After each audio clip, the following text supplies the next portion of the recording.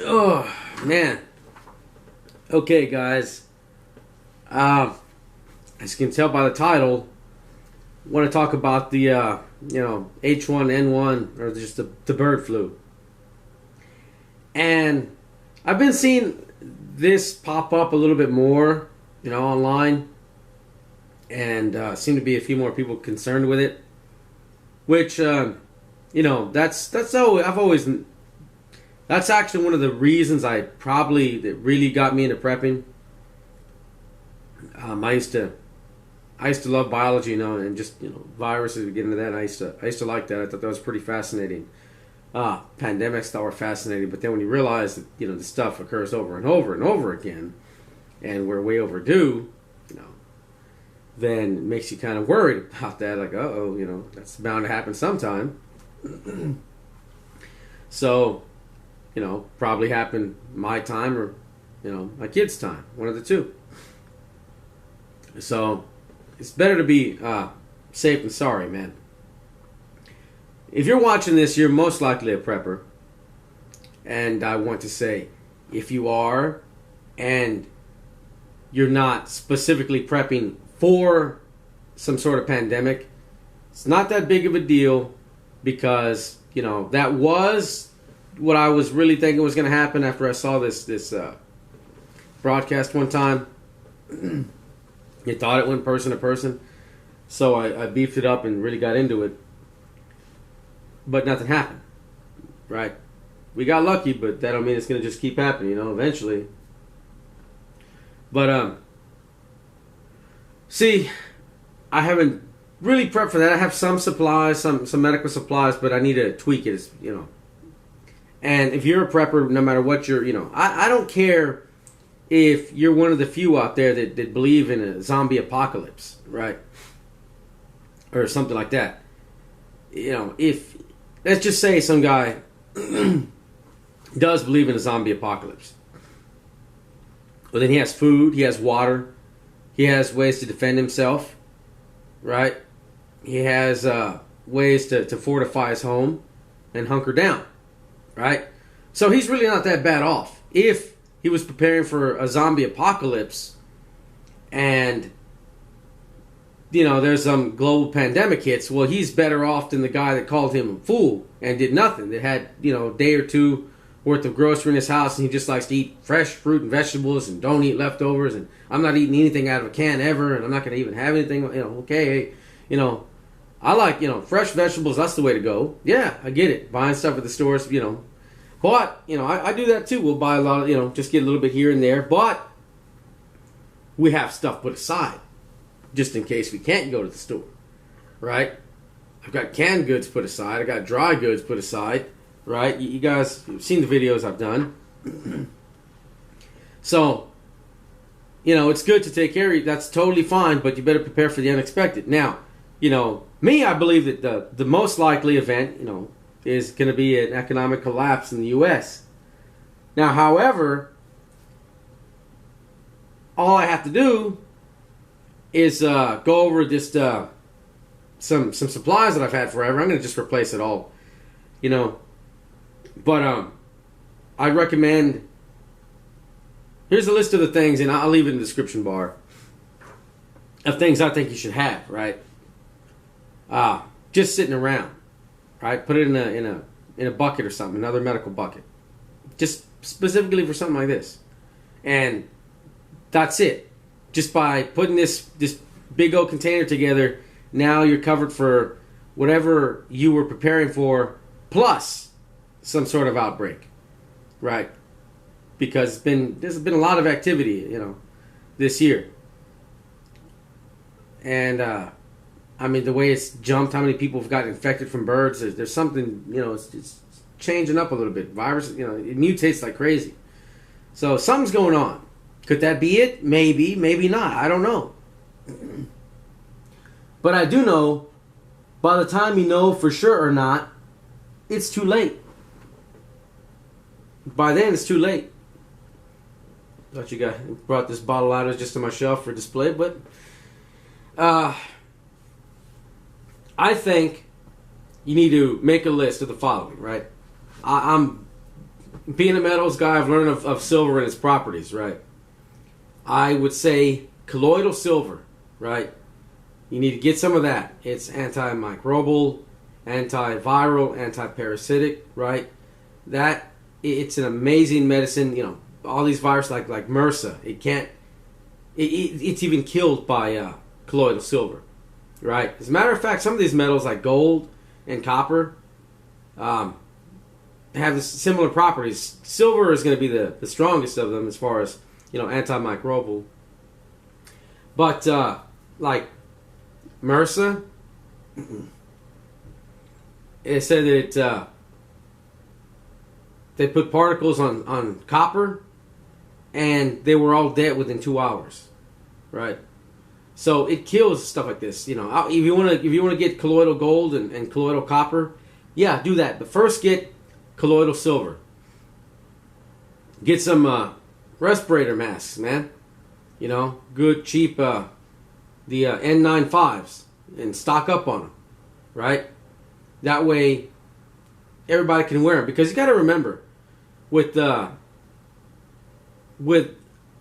something like the flu, you can be contagious for like 3 weeks before you show symptoms, right? So it's a good idea to have a bunch of masks and stuff aside, right? So that'd be a good idea. Just that way, you know, you're set, you're good to go. When you know there's something up already, you know, you'll be able to tell most likely. I mean, if it's your time, it's your time, but you can do what you can, right? Gloves, better keep some gloves aside, right? Just put them on, take them out with you, right? Hand sanitizer, big time, man. You want to put some of that aside, all this in a bucket. Lysol, you know, and bleach. If something like that got out of hand, man, you know, you put some bleach in there when you wash your clothes. Who cares if you ruin it, man? Hell with it. You know, you don't have to put a lot, but, you know, Lysol, soak it in some Lysol, whatever. Just make sure you decontaminate, because, I mean, you can catch that pretty darn easily, right? Somebody sneezes, somebody coughs, right? It's on their hand, you touch something, it's pretty easy. If it was to mutate like that. Safety glasses, you know. I mean, you can get that through your eyes too, man. You know, it gets into your body. Well, there you go. You can breathe it in. You know, you can get in your some cheap safety glasses. You know, I would say, just in case, you know, if somebody does start, you know, somebody comes around, they're not looking too good, right? I talk to them through the door personally, but, you know, just a good idea to have them. Maybe even rain ponchos, man. Throw some of those damn things in there, right? I mean, it seems a bit excessive, but when something's going around really, really getting people bad, you're not going to look that weird, man, right? And then you can just throw the ponchos away, man, or, you know, just have somebody spray them down with Lysol or something, right? Some electrolyte supplements, man. You're going to need that, you know, worst case event, man. And some dietary supplements. You're going to need that too, right? I would say like some oils, tea tree oil, clove oil, you know, the oil of oregano. Those are some good ones to keep aside, you know. Keep it on hand. You know, that stuff, I keep that more accessible, you know, keep it close or keep it in a medicine cabinet or something like that. And you keep this other stuff that'll last there forever, you know, in a container or something like that, right? And I remember hearing it sounded kind of weird, but I remember my uncle telling me back in the day, people would take onions, like the nurses would take onions and cut them in half and put them in the corners of the room because they would absorb, you know. And from what I understand, onion does have some medicinal properties, man. I would say, you know, stock up on when you hear about it, stuff you can make tea out of, right? Ginger would be a great way to go, man. You know, you can make some herbal teas: oregano, thyme, cinnamon, clove, peppermint, rosemary, right? Throw all that. Make some different teas; those are good for you. And, you know, you can keep some of that dry stuff at home. You know, it probably wouldn't be as good as the fresh, but it's better than nothing, right? Get some of those dry herbs, and maybe you can vacuum seal them. Just throw them in a Mylar bag with a couple oxygen absorbers. Keep them as fresh as you can, and that's it. You put them aside, and something like that's going on. You start, for dinner you're having whatever you're having, plus you'd have some tea, some herbal teas. But again, nobody knows which way it's going to go. But let's say you're prepping for an economic collapse. You're preparing for some massive, volcano or just all kinds of things people prepare for, man. Radiation or just whatever you're putting stuff aside for. I would recommend you tweak just a little bit and get the following items. That way, you're prepared for not only what you're preparing for, but also, if this goes south, man, this does mutate and person to person.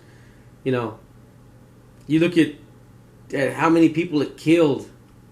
Just the Spanish flu. What, 50 mil died? I mean, I don't even know what the population was back then. But that's a lot of people. It's a lot of people. Now you take in today a larger population, and then back then it took forever to get from here to there. Nowadays you can go across the world in a day, right?